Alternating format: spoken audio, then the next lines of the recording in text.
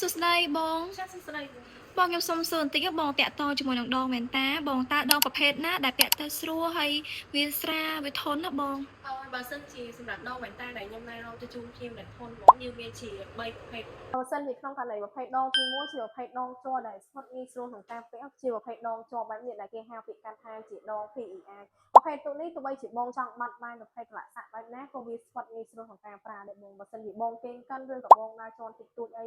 ក៏វាអត់ងាយបាក់ទេបងគ្រាន់តែវាតិចតួចទេតែទម្រង់របស់វាក៏វាអាចបាត់បានមកវិញបានដែរបងប្រភេទដងប្រភេទពួកនេះបើសិនជាក្នុងករណីបងពាក់ពេញមួយថ្ងៃអត់ដឹងថាបងពាក់វ៉ែនតានៅលើមុខទេដោយសារវាស្រាលខ្លាំងមែនតើបងជួនកាលដល់ថ្នាក់បងអត់ដឹងថាមានវ៉ែនតានៅលើមុខផង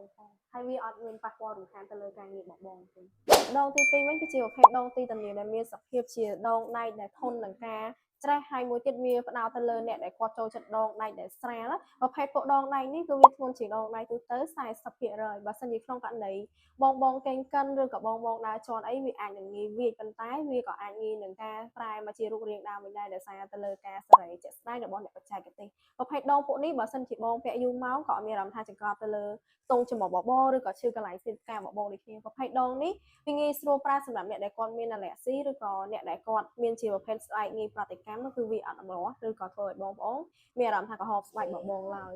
សម្រាប់ដងចុងក្រោយវិញគឺជាប្រភេទដងអាស៊ីតេនឧទាហរណ៍ដូចជាដងប្រែរបស់ស្វារ៉ូស្គីជាក់ស្ដែងប្រភេទពួកដងនេះគឺជាដងចុងហើយតែវាមានប្រកបដែកនៅកន្លែងដៃដងដោយសារដងប្រភេទពួកនេះវាធន់ក្នុងការប្រើប្រាស់ហើយនឹងវាមានសភាពរឹងមាំខ្លាំងមែនទែនប្រភេទដងនេះជាដងជ័រដែលគេចាក់ពណ៌នៅក្នុងដងតែម្ដងអត់មានភាពព្រួយបារម្ភទៅលើការហាលពណ៌ឬក៏ការឆ្លក់ពណ៌ឡើយដោយសារប្រភេទដងពួកនេះគឺគេចាក់ពណ៌មកពីខាងក្នុងតែម្ដងប្រភេទដងពួកនេះបើសិនជាបងប្រើប្រាស់ជាប្រចាំថ្ងៃវាអាចមានសភាពធ្ងន់បន្តិចបន្តួចមិនមែនប៉ុន្តែវាអត់មានផលរំខានទៅលើការប្រើប្រាស់របស់បងឯងប៉ុន្តែពួកនេះក៏វាធន់នឹងការប្រើប្រាស់ហើយនឹងមានការធានាពីក្រុមហ៊ុនដូចគ្នា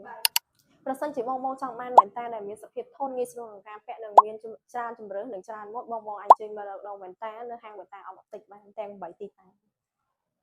អរគុណច្រើន